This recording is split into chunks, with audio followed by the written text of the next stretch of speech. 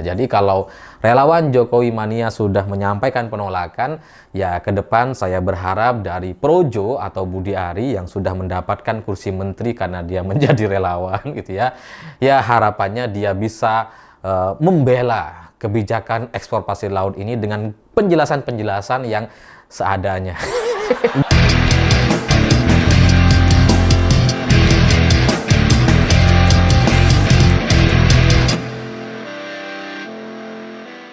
Selamat malam semuanya. Penolakan terhadap ekspor pasir laut nampaknya ini mengejutkan banyak orang karena sebelumnya ini hanya ditolak oleh para pakar, kemudian juga Ibu Susi Pujastuti menyampaikan penolakan dengan sangat-sangat keras bahwa alam akan melawan atau memberikan karmanya kepada pihak-pihak yang ingin mengeruknya dengan semena-mena gitu ya.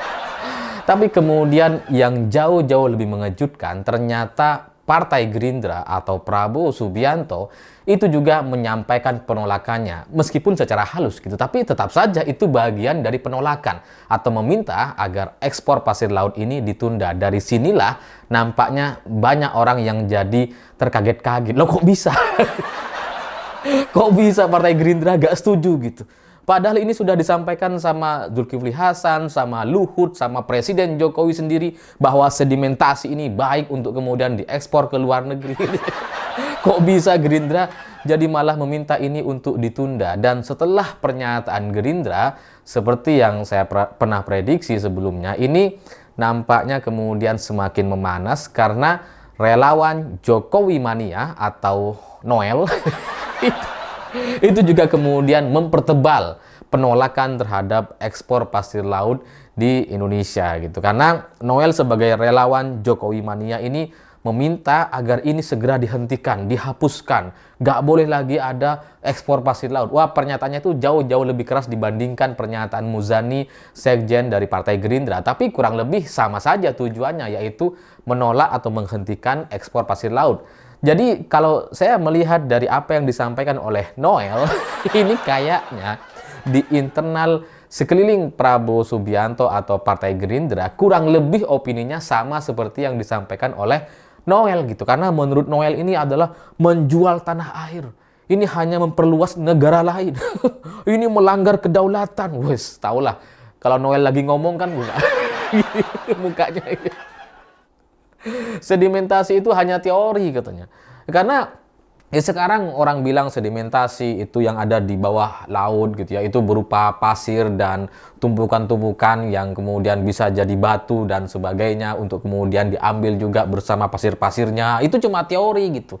Nanti di lapangan, di prakteknya ya maka semua pasir itu jadi bisa diekspor ya, karena kita jadi nggak tahu kan gitu ya, ini pasir dari mana, sedimentasi yang sebelah mana gitu kan. Kalau sudah diekspor ya sama-sama pasirnya gitu kan. Nah, apa yang disampaikan oleh Noel ini jarang-jarang saya setuju gitu ya. Tumben, biasanya kan selalu bertolak belakang gitu ya. Jadi Noel ini sudah lama sekali kita berbeda pendapat dengan dia. Tiba-tiba hari ini kok sepemahaman. Ya karena secara logika emang nggak bisa dibedakan gitu. Dan selebihnya ini Noel juga meminta pemerintah untuk jujur katanya. Sudah berapa banyak pulau di Selat Malaka itu yang hilang, yang habis gara-gara pasirnya dikeruk dan kemudian diekspor atau dikirim ke Singapura atau negara-negara lain untuk memperluas negara asing katanya. Ini pemerintah harus jujur. Ini gimana sih si Noel nih? Karena dia kan ketua umum relawan Jokowi Mania gitu. Terus kemudian dia minta pemerintah untuk jujur. Setahu saya pemerintahan hari ini presidennya masih Presiden Jokowi. Lah kok dia malah minta untuk pemerintah untuk jujur atau gimana ini gitu. Terus kemudian lebih dari itu yang juga mengagetkan saya adalah Noel meminta agar pengusul ekspor pasir laut ini ditangkap. Wah, agak lain ini. Agak lain ini. Minta pengusul ditangkap katanya. Loh, kalau mau ditangkap ya maka menteri dan presiden dong yang ditangkap gitu. Karena untuk ekspor pasir laut ini gitu ya, itu kan awal mula ceritanya, sumbernya gitu, sumber aturannya itu dari peraturan pemerintah. Peraturan pemerintah setahu saya itu ditetapkan oleh Presiden Jokowi. Ya karena Pak Jokowi kan sekarang yang masih jadi presiden gitu kan.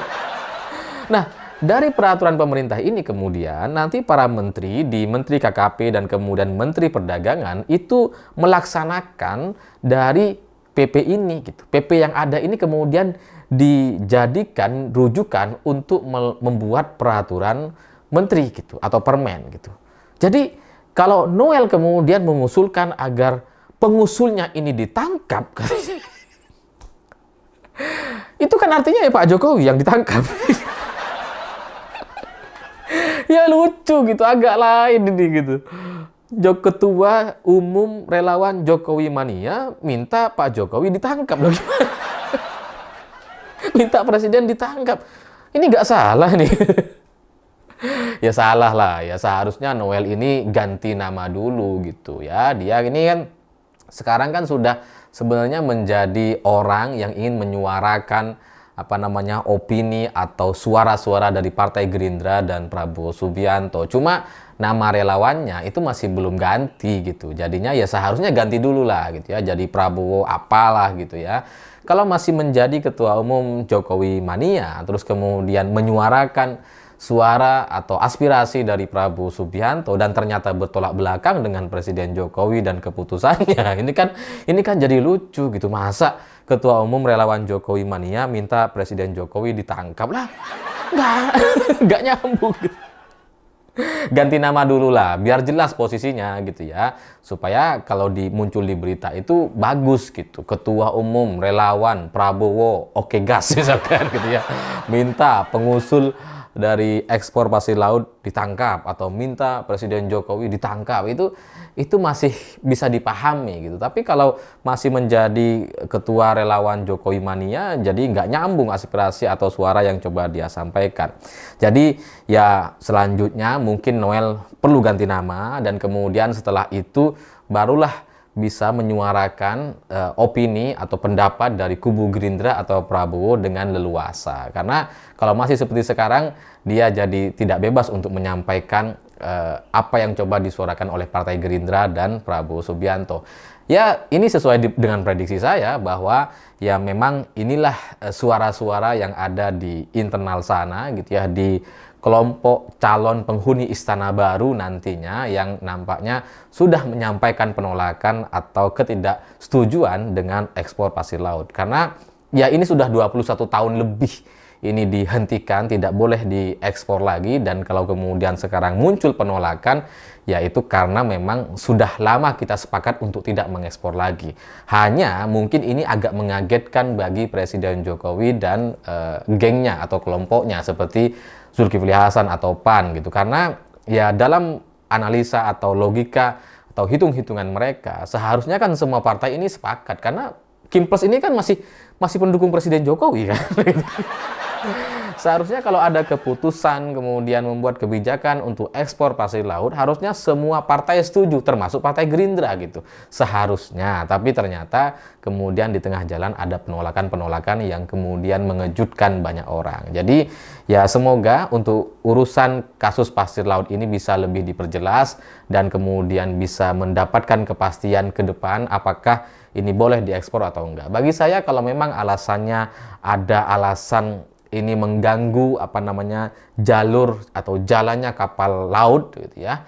Ya boleh saja kemudian itu dikeruk atau kemudian dipinggirkan pasirnya, tapi untuk diekspor rasanya tidak perlu memang gitu. Jadi belum ada alasan yang bisa kita pahami, yang bisa kita terima dari keputusan kebijakan ekspor pasir laut ini. Jadi kalau kemudian Partai Gerindra, Prabowo, dan bahkan yang terbaru PKB juga ikut menyampaikan, menyuarakan penolakan terhadap ekspor pasir laut ini, itu tidak mengagetkan karena memang belum ada alasan yang pas atau yang bisa diterima secara logis oleh kita semua. Dan yang menariknya gitu ya, ternyata dari kelompok relawan Jokowi sendiri pun itu menyampaikan penolakan. Ya mungkin karena dia sudah pindah gitu ya, tapi kalau kita ngelihat dari banyaknya relawan-relawan Jokowi yang dulu sering menyuarakan atau sering muncul di media, itu kan semakin kesini semakin nggak ada. Jadi kalau relawan Jokowi Mania sudah menyampaikan penolakan, ya ke depan saya berharap dari Projo atau Budi Ari yang sudah mendapatkan kursi menteri karena dia menjadi relawan gitu ya, ya harapannya dia bisa membela kebijakan ekspor pasir laut ini dengan penjelasan-penjelasan yang seadanya.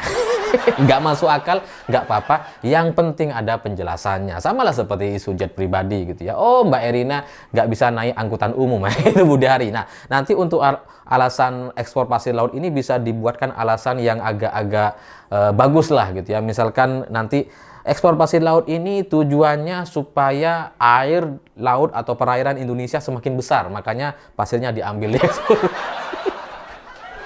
Ya nggak masuk akal nggak apa-apa gitu ya. Yang penting ada daripada nggak ada sama sekali gitu kan.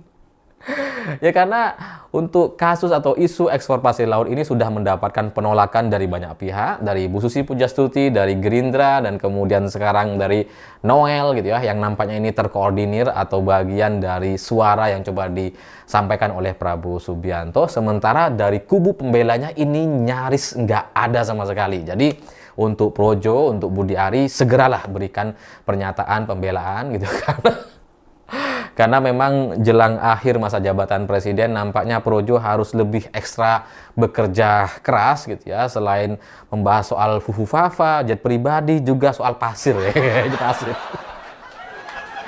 Tapi yang namanya di kalangan para elit kita gitu ya, untuk pro kontra semacam ini atau kemudian keputusan-keputusan yang tidak disetujui oleh orang yang seharusnya menjadi bagian dari kelompok mereka atau koalisi mereka, saya biasanya curiga bahwa ini hanya soal pembagian yang tidak merata kayaknya gitu ya.